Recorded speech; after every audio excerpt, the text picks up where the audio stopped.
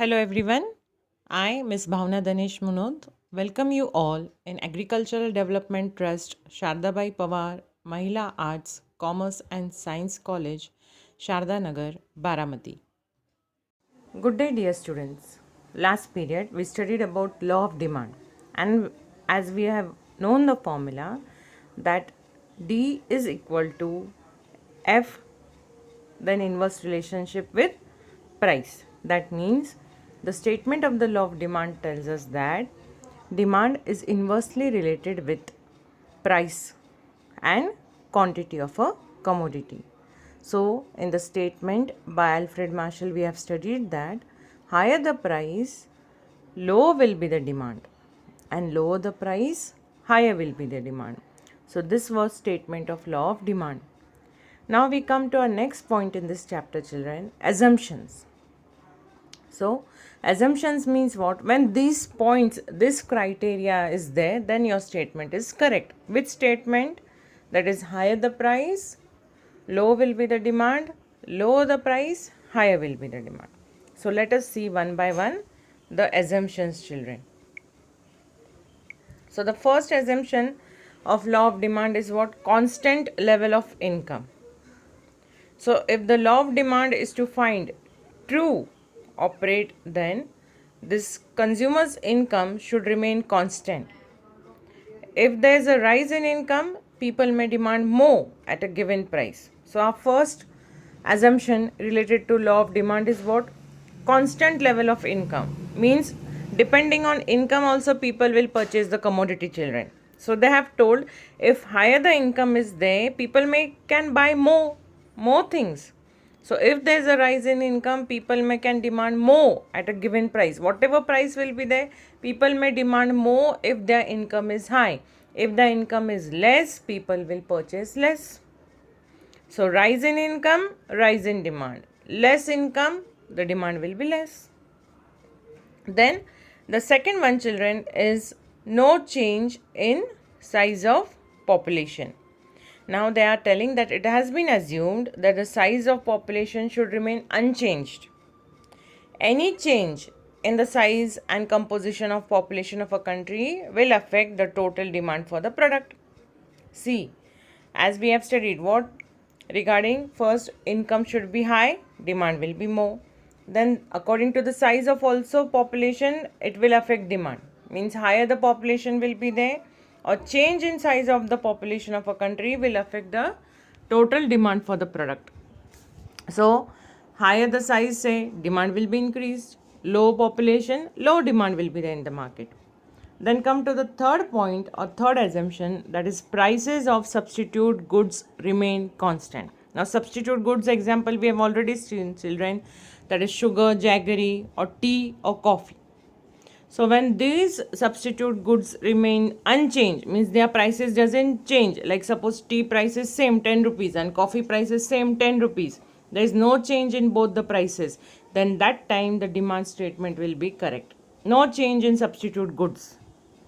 So when there is no change, demand will not get affected, children. So and any change, like suppose tea is 10 rupees and coffee is 5 rupees, then that time people will buy more coffee, less tea. So this is affecting demand. So they have told that both substitute goods prices should be same, no change. If a slight change also in any of the substitute product, children, it will affect the demand for the commodity. So for example, I told you tea and coffee. If tea is 10 rupees, coffee is 5 rupees, there is change. Then people will go for coffee because coffee is cheaper. And if both the prices are same, tea and coffee, then the demand will be as it is what people will purchase to buy or willing to buy according to their taste and habits. So what we are studying now, children, that is assumption of what? Law of demand. So in that we studied the first 3 points, that is constant level of income, no change in size of population, prices of goods. Which goods? Substitute goods remain constant. Now we'll come to our fourth point, children, that is prices of complementary goods remains constant. Now prices of what, children? In the fourth assumption, that is complementary goods. So we all know that prices of complementary, as we have studied about substitute goods, the also complement goods should remain unchanged. No change in price of complementary goods because it can affect the demand. So complementary goods should not change. Then the fifth assumption is what? No expectations about future change in price. See, when we don't expect what is happening in future or the price of that particular product will change in the future, children, then there will be no effect on demand. But we think, like as I have given you an example, see, regarding this expectation about future prices, if you remember, in stock market, what the people do? To increase the money, they keep waiting that the share price will increase in future, and then after increase in price they can sell their shares. This is a type of investment which every businessman do. So here what they have told, if we expect in future that the price will change, it will affect demand. If we keep no expectations regarding future changes in price, so in market there will be a flow of demand, means who wants to buy the thing they will purchase, who doesn't afford or who doesn't want to buy, they will not purchase the things. So here they have told that there should be no expectations, means there should be no expectations regarding what? No change in future prices, means people will not think about future, whatever it is that is in present. So if consumers expect a rise in prices in future, they demand more in the present. Whatever existing high prices there, means in future the consumers think. Now for example, children, say oil. Simple example I will give you. Oil. Now say oil is 150 rupees one packet. Any oil you take, one pouch is 150 rupees a liter. Now in future we know that this 150 liters can become 200 liters. After 1 or 2 months, the future, the price of oil will increase. So what we will do then? How the demand get affects is, then at present, means now in this month, say June month, we will buy 10 packets, say for at home, we use maximum 5 packets we require monthly. But what I have done, as the prices are less, and in future I know it can become 200 rupees per liter one packet of oil, so I am purchasing 5 extra more packets at present. Why? Because expecting about future prices, I know that in future the price of the oil will be rising. So this affects the demand. In this way, if we keep no expectations about future prices, then demand will be who requires, who will purchase. But then future price expectations changes, demand also changes, children. Then the sixth point is what? There should be no change in taste, habits, preferences and fashions. No change. So consumers' taste, habit, preferences, fashion changes, immediately demand changes. If it is unchanged, it is constant, then demand doesn't change. There is nothing to change in demand. But if any time a consumer habits changes, his taste changes, his fashion changes, so he purchases new clothes. So demand is affected. So assumption is telling that there should be no change in taste, habits, preferences, fashions, etc. Then the seventh assumption, children, is no change in taxation policy. As we all know, if taxes increased over here, what happens? Immediately the price of the production of goods and services increases.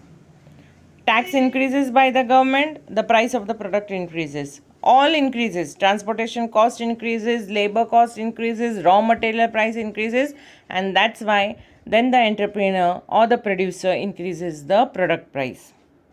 So no change in taxation policy will not have any effect on demand.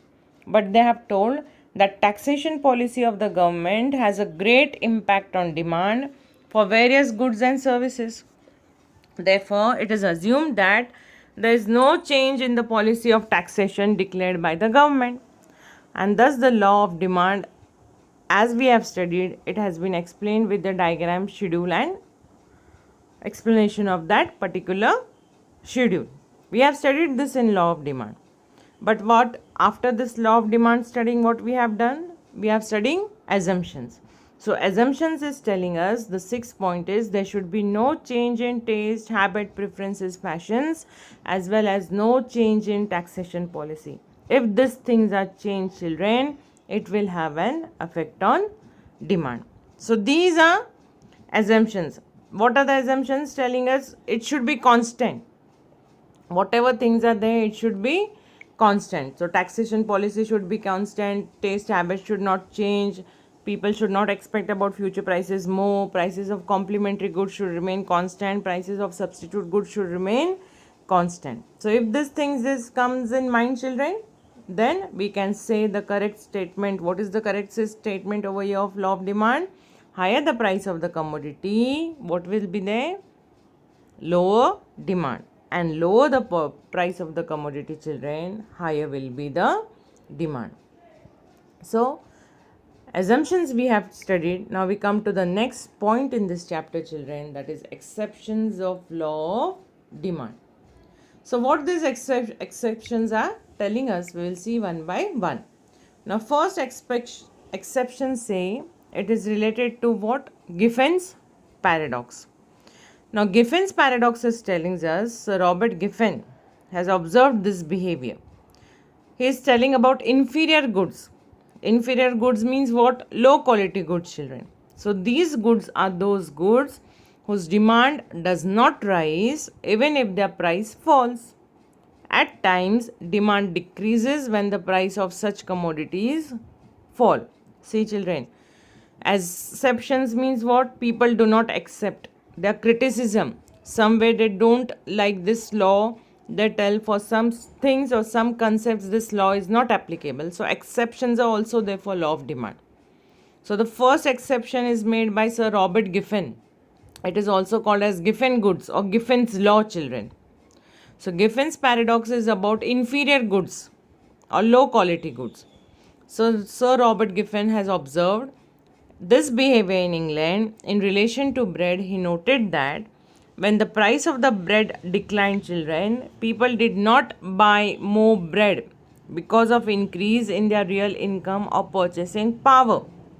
They preferred to buy superior goods like meat, and this is known as Giffen's paradox. See, I will explain you this point clearly because the question can come. Explain Giffen's paradox or explain Giffen's law.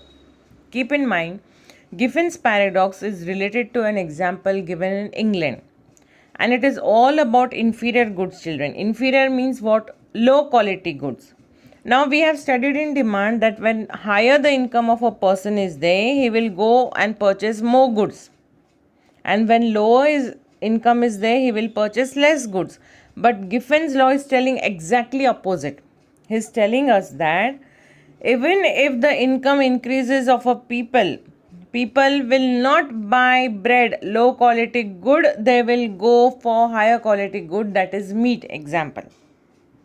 So even if income increases over here, the demand doesn't increase, it decreases for inferior goods.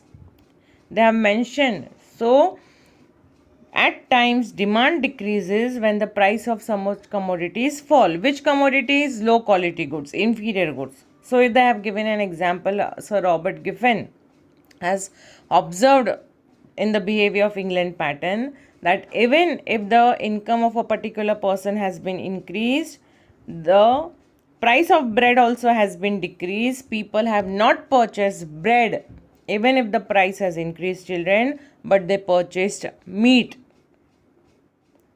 because of increase in their real income or purchasing power. So they purchase superior good. Higher quality goods are what? Superior goods, and inferior goods are low quality goods. So people, even increase in income is there. Bread price was lower, children. It was not costly till people did not purchase it. They went for which goods? Higher quality goods, that is superior goods. And then this is called as Giffen's paradox, children. So we are studying regarding exceptions where some statements are not, or say some points are not applicable to the law of demand statement, children. Now see, Giffen's paradox, you understood that people will purchase superior goods more even if the price of the inferior goods is less, or income rises, say inferior goods price, that is low quality goods price has been decreased, but people doesn't purchase. Your demand decreases. Why it decreases?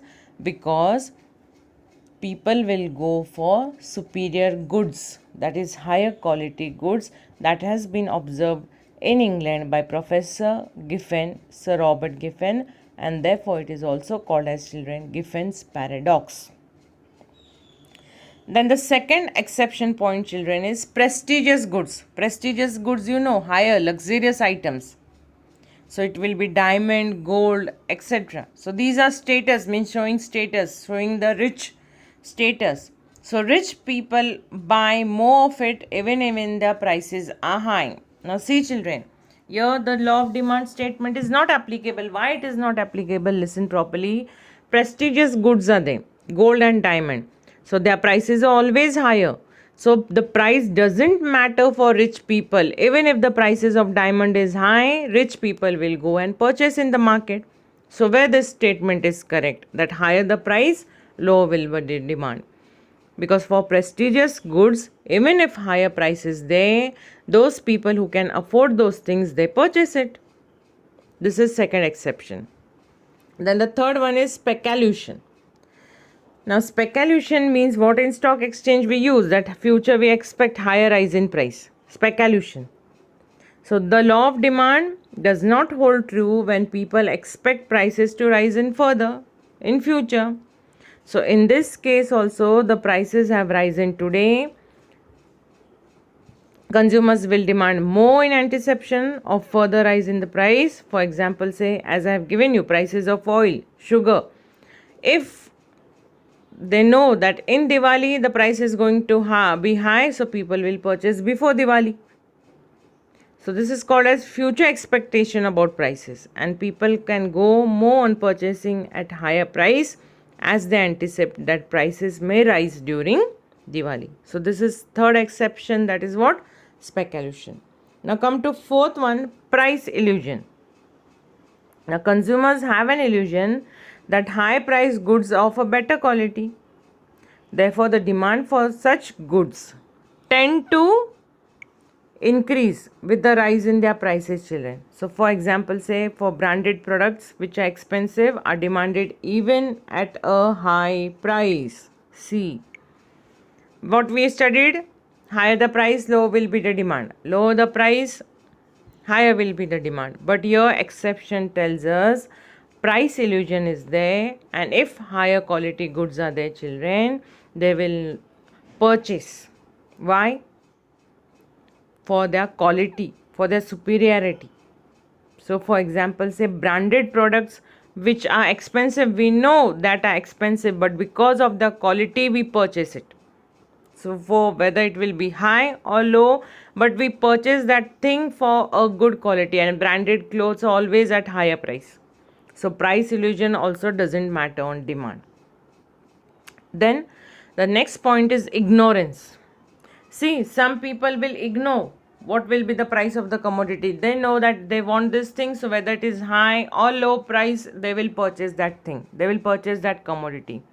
So ignorance, total ignorance of the price, that also have some effect on commodity at other places. So whether it is high or low, people doesn't understand. They ignore regarding to price and they purchase the commodity. Then the next exception is, children, habitual goods.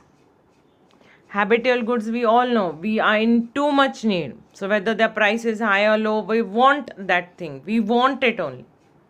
Habit, we got a habit of that thing.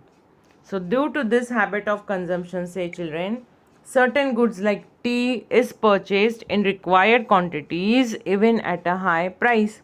As we all know, tea lovers are there. Some people are too much addicted to teas. So even if the price is higher of a tea, children, what will happen? People will purchase. Why? Because they like to drink tea. That is their habit.